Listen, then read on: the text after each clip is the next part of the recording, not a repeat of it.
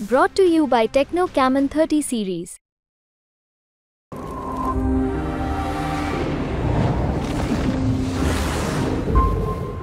लोकसभा निवडणुकीचा निकाल अवघ्या काही तासांवर आहे आणि या संदर्भात बोलण्यासाठी आपल्यासोबत महाविकास आघाडीचे मावळ लोकसभेचे उमेदवार संजोग वागेरे आहेत। खरं तर संजोग वागेरे हे उद्धव ठाकरे गटाकडून निवडणूक लढवत आहेत आणि ते महाविकास आघाडीचे उमेदवार आहेत। परंतु उद्या निकाल लागणार आहे आणि काही तासांवर निकाल असल्यामुळे त्यांच्या मनात नेमकं काय चाललेलं आहे, त्यांच्या भावना काय आहेत हे आपण जाणून घेणार आहोत। सर, काय सांगाल? खरं तर अवघ्या काही तासांवर निकाल आलेला आहे, नेमकं काय भावना आहेत, काय वाटतं तुम्हाला?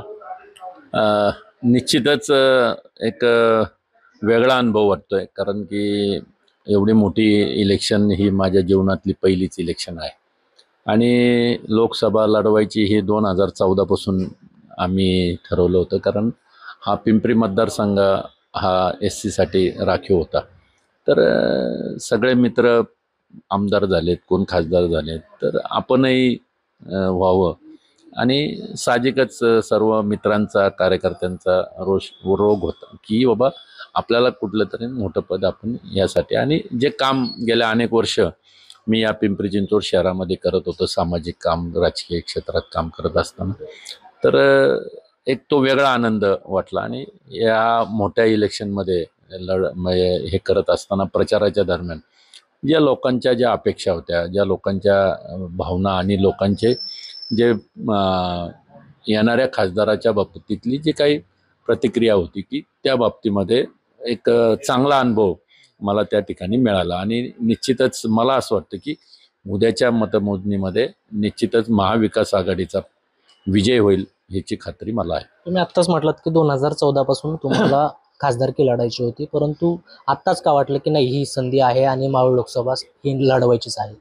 नाही, याच्यामध्ये मागच्या वेळेस ज्यावेळेस मी राष्ट्रवादी काँग्रेस पार्टीकडनं दोन्ही वेळेस तिकीट मागितली होती, तर दोन्ही वेळेस या ना त्या कारणानं उमेदवार त्या ठिकाणी मिळाले गेले आणि शेवटी पक्षाचा आदेश म्हणून आपण त्या ठिकाणी थांबलो गेलो।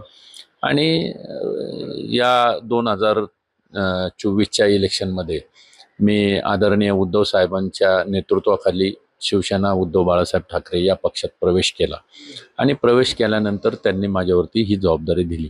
जबाबदारी दिल्यानंतर मी मतदारसंघामध्ये फिरत असताना या चांगला अनुभव या ठिकाणी आला आणि निश्चितच पक्षाला मानणारा वर्ग जो आहे किंवा अनेक मुद्दे आहेत की ज्याच्यामध्ये महागाईचा मुद्दा आहे, बेरोजगारीचा मुद्दा आहे, कामगारांचा मुद्दा आहे, शेतकऱ्यांचा मुद्दा आहे आणि आपल्या मतदारसंघातला फॉक्सकॉन सारखा प्रकल्प बाहेर दुसऱ्या राज्यात केला आहे तो प्रश्न आहे, गद्दारीचा प्रश्न आहे की ज्यांनी पक्ष फोडला, पक्ष फोडून पक्षाचं चिन्ह, पक्ष सगळे दुसरीकडे गेल्यामुळं ती एक लोकांच्या मनामधली जी चीड आहे, ती चीड या उद्याच्या मतदान पेटीतनं आपल्याला दिसून येईल।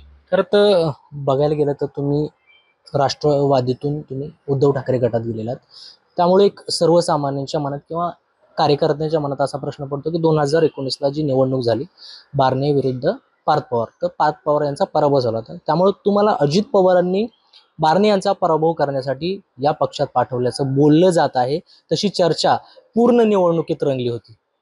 नाही, तसं काही झालेलं नाही आणि शेवटी बघा, म्हणजे आता मी त्या बाबतीमध्ये कधी दादांची किंवा कधी साहेबांची वगैरे ही चर्चा झालेली नाही आणि शेवटी मी त्यावेळेस पक्ष अध्यक्ष होतो, तर साहजिक वाटतं ना, ज्या पक्षाच्या वतीनं आपण ज्या उमेदवाराचं काम केलं त्या उमेदवाराला निवडून आणता नाही आलं आणि तो उमेदवार पडला, तर ही साहजिक कुठंतरी चीड असतेच। काही संस्थांनी पोल दिलेला आहे की मावळ लोकसभा मतदारसंघातून बारणे हे निवडून येतील। नाही, हा जर तरचा प्रश्न असतो, हा सॅम्पल घेऊन केलेला विषय असतो, तर मला असं वाटतं की उद्याच्याला त्यात क्लिअर पिक्चर समजेल आपल्याला की महाविकास आघाडीचा विजय 100% होईल याची खात्री मला आहे। तुमचे जे विरोधक आहेत बारणे, त्यांनी एक आकडे काढले आणि त्याच्यातून त्यांनी असा निष्कर्ष काढला की 2.5 लाखांपेक्षा अधिक मताने ते निवडून येतील।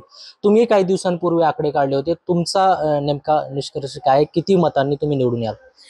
याच्यामध्ये जर आपण बघितलं तर पनवेल, उरण, कर्जत, खालापूर तो खालचा भाग आहे, वरती मावळ पिंपरी चिंचवड हा एक भाग आहे. तर याच्यामध्ये आम्ही जो सर्वे केला किंवा आमचे जे कार्यकर्त्यांनी काम केलं, जे आमच्या मित्रांनी काम केलं, ह्यांचा जो सर्वे आहे किंवा ह्यांच्या जे काही आम्ही काही गोष्टी त्या ठिकाणी माहिती घेतल्या, तर निश्चितच आपला विजय हा 1,72,000 मतांनी निवडून येईल अशा पद्धतीचा आम्हाला आमच्याकडे ही माहिती मिळाली. तर हे होते संजोग वागेरे. एकीकडं बारणे यांनी 2.5 लाखांपेक्षा अधिक मताधिक्याने मी निवडून येईल असा दावा केलाय, तर दुसरीकडे त्यांचे प्रतिस्पर्धी संजोग वागेरे यांनी मात्र 1,73,00,000 अधिक मताधिक्याने निवडून येईल असा दावा केलाय. परंतु उद्या निकाल लागणार आहे, काही तास बाकी आहेत, त्यामुळं दोघांपैकी कोण निवडून येणार हे उद्या स्पष्ट होणार आहे. कृष्णा पांचाळ, मुंबई तक, पिंपरी चिंचवड, पुणे.